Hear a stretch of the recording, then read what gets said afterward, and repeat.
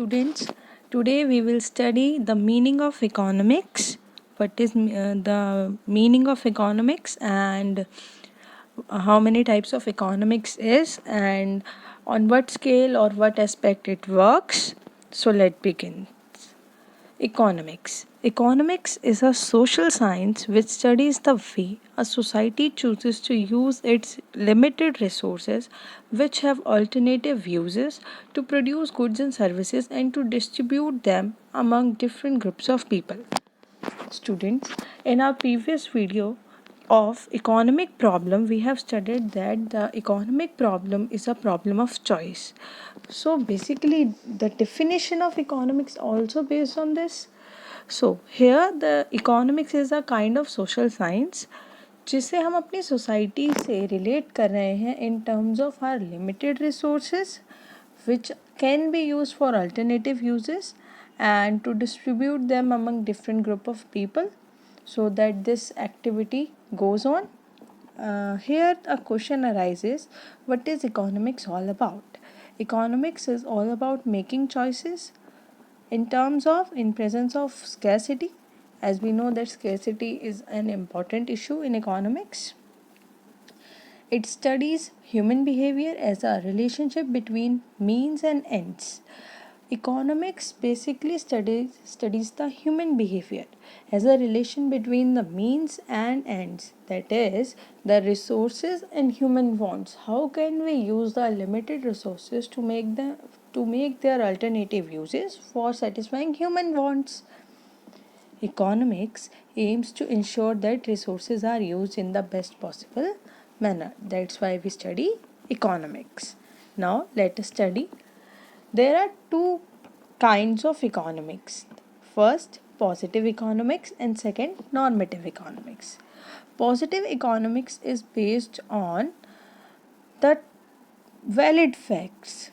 It deals with what is or how the economic problems are actually solved, whereas normative economics deals with the what the ought to be situation is or how the economic problems can be solved. In terms of verification, we can say that positive economics is a verified economics with actual data, whereas normative economics cannot be verified with the actual data.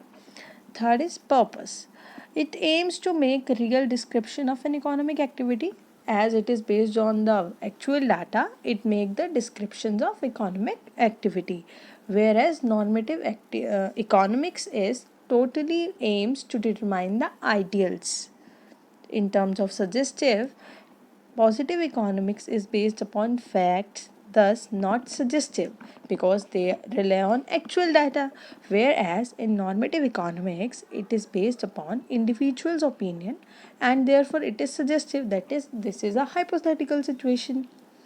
In terms of value judgments, it does not give any value judgment, means positive economics is neutral between the ends, whereas normative economics is based on hypothesis so that it gives us value judgments.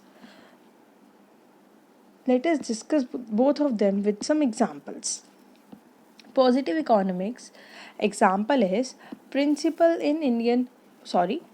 in Indian economy are constantly rising. That is, the prices in Indian economy are rising continuously. That is a positive economics concept which is based on actual data. Whereas if we talked about normative economics, India should take some steps to control the rising prices. That is to stop inflation. Second point, there are inequalities of income in our economy. In positive economics, there is income inequality, as the positive data also says that rich get richer and poor get poorer, whereas in normative economics, income inequalities should be reduced to some aspects. Let us now study about what is microeconomics and what is macroeconomics. Microeconomics is that part of economic theory that studies the behavior of an individual unit, individual person, individual firm. And in macroeconomics, it is that part of an economic theory which studies the behavior of aggregate of the economy as a whole. If we talked about tools, the microeconomics has demand and supply tools, whereas macroeconomics has aggregate demand and aggregate supply.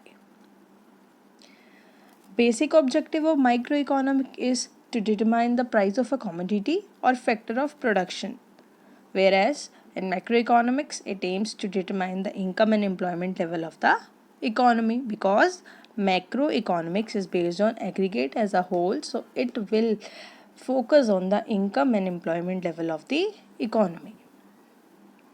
Now, degree of aggregation.